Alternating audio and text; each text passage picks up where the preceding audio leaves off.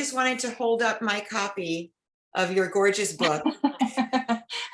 I love how you've got it just beside you. I Just have beside two. me. Oh, there you I go. recommend everyone just have one. Yes. Like, just here. Right. Now it's not available here in the States yet, right? Oh no, well it is, but if you go to Blackwell's or Book Depository, because both of those do free international shipping. So I know lots of people are getting it via Blackwell's in particular. So you can heard kind it. of cheat the system if you don't want to wait till December, because it's December 14th for official US pub date. So yeah, and it's Sunshine, Warm, Sober by Catherine Gray. And so here's my first question for you. I love that the idea of this is originated from the term stone cold sober. Can you just tell me a little bit about that? Yeah, tell me first, is that an expression in the States? Yes, it is. It is. Okay, good. Yeah. I think we borrowed it from you though. Yeah, so it's something that I heard really regularly when I was growing up in Ireland and England, and it really shaped my perception of sobriety. I saw it as this undesirable, unfun, that's not a word, but you know, dry, stony, you know, it just really made me feel like sobriety was a bad thing. And there's so many phrases that do that. We also use, I don't know whether Americans do too, sober as a judge. Yes. Which, we use that as well. Nobody really wants to be, you know, the judge who's kind of doling out you know, judges are cool, but you know what I mean. It's seen as judgmental, stony, dry, cold, and I wanted to totally rebrand that, so I inverted it and just turned it on its head. It's beautiful. It's beautiful, and I didn't realize that while we were corresponding, that it was that you had made it the opposite of this thing that sounds really dreary and like maybe something you have to endure, right? Stone cold sober is not something that you aspire to. No, I mean, it sounds like one of those Saharan marathons or something. It doesn't sound like a fun thing to do. It sounds like an endurance race. Right. So, and that's not how it feels, right? So, yeah. But Sunshine, Warm, Sober gives you this glow. And I think that's my experience in sobriety is that there is this warmth about it. There's this, right? It's like come sit by the fire. Or it's the opposite, which is why throughout the book there's diary entries that contrast my life when I was drinking and my life sober. And when I'm talking about the drinking time, I refer to it as stone cold drunk, because that's actually what my life felt like. That felt like the endurance test. And I mean, even though obviously early sobriety is really tough, it's savage, but it's really beautiful and exquisite at the same time as being brutal. So I wanted to flip those things, because then people will know that it's something that to look forward to. Yeah. I love the description of early sobriety as savage. That's such a really brilliant way to describe it. But it is something that you move through and get to another side, which is, for me, was full of freedom. And I didn't realize how much freedom I was lacking in that state, you know? That confinement and imprisonment in having to repetitively do something that just causes you so much angst. So I agree, it does feel like freedom. 2 more questions. The Unexpected Joy of Being Sober was your first book? So that was 2017. 2017, smash hit. Everybody flocked to you because they love you. Why did you follow up with this one?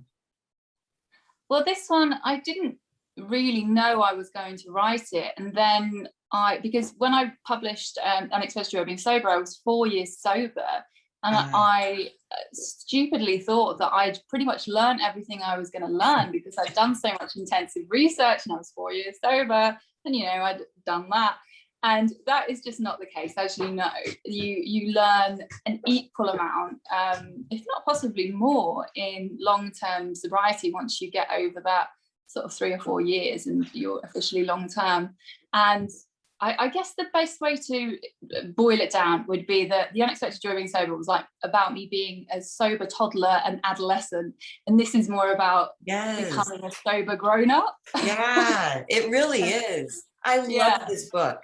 I'm about halfway through it now, and I'm going to get to well, actually, I'll ask you this now, because you included other writers in this book besides yourself, and which I just thought was so generous for you to do that. Why was it that you asked me to write this essay that I'm reading on my nightstand today? Well, you're just a beautiful writer. I came across your work through Holly Whittaker, which I'm sure a lot of people did. Holly. I love Holly. And then I became slightly obsessed with you and read everything you did and read every post and liked every post. And the bit you were like, who is this Catherine Gray? Or she leave me alone. But I couldn't not, because I think it's really important, and something that I've done very much on purpose in the book is include many, many voices that are not mine, because my experience is just one experience. And obviously I'm white, middle class, cis, hetero. That is not reflective of the constellation of experiences of recovery.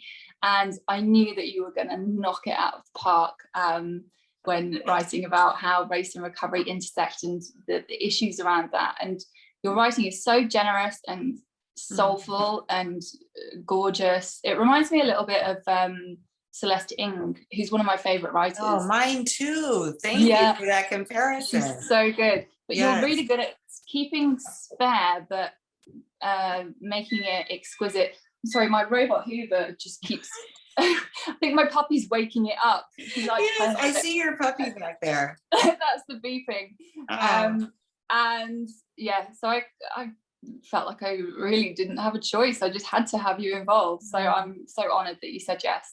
Oh, well, I can't thank you enough for including me in it. I'm going to hold it up one more time, because I'm assuming you're going to watch this. You're going to listen to the On My Nightstand where I read this piece, and then you're going to go out and do that hack that Catherine just talked about in the US Blackwell. Blackwell, to get your copy of it, because it's not only is it a beautiful read, it feels really good. It's really rubbing your face. I haven't done that yet. Oh yeah. You want to rub it on your face. It does. Feels great. This has been so much fun. We're gonna have to rub more books on our faces later at a later date. I'm gonna let you go to dinner, but I so appreciate you, and thank you. Thank you. It's been such a joy. I hope to get to meet you in person.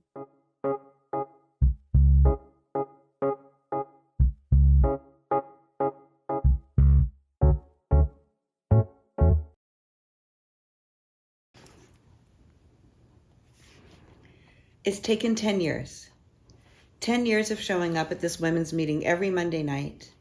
10 years of asking other Black women to meet me here, and then praying that these well-intentioned white women are on their best behavior. Not loudly marveling at their hair, how'd you get it like that? Or putting them off with microaggressions like, what are you mixed with? Or, wow, you're so articulate. It took 10 years to assemble a small group of Black women who feel safe enough to share freely in this nearly all-white space. Each time a Black newcomer walks into the door, it's like one of us has arrived via the Underground Railroad, and our little band of others is there to welcome her. We are a small brown oasis in a sea of white faces. It's okay, sister girl. We see you. Come sit with us.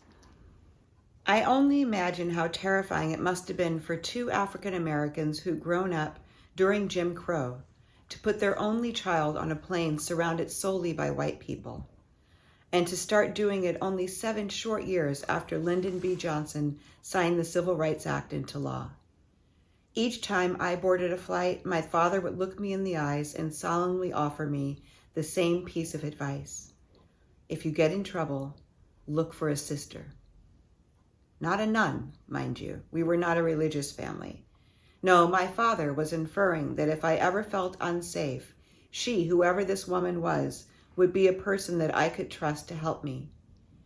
And so at age 6, I began a lifelong habit of surveying any space I might enter for an ally like the one my father spoke of, a Black woman.